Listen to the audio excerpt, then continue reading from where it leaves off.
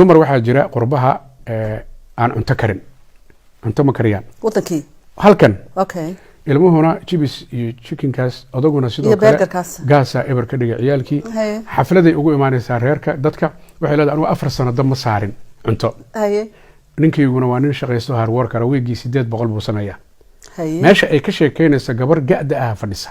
oo guurdoona cuntadana si fiican u karisa ninkii bay qoorateynaysaa waxay ka dhiganta way raadsanay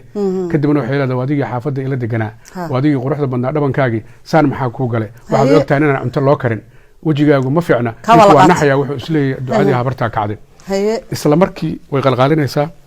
waxay tusaysaa farsamadeeda cunto fiican bay soo diyaarinaysaa wadada uu maray ka siinaysaa aakhirka wuu guursanaya ilaa nin baa disho waaye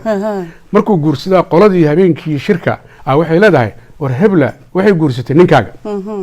gurigii bay tegaysaa way garaacaysaa markaasay leedahay ninkaygaan raba hebel abaa wuu hurdaa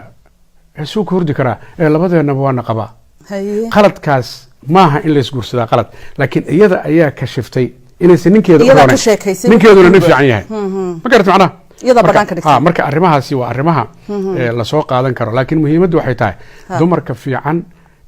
nin fiicanaa kusoo aadi kara dumarka xun nin xunaa kusoo aadi kara qurbaha waxaa jooga aabbe iyo hooyo aan jacayl iskula joogin laakiin ku heshiiya ubadka inay wada korsadaan garanaysaa inay wada korsadaan laakiin jacayl kuma joogaan waa ra'yi fiican haddii aan laysqaba karin ilmaha aan la dayicin laakiin haddii ilmaha la dayaco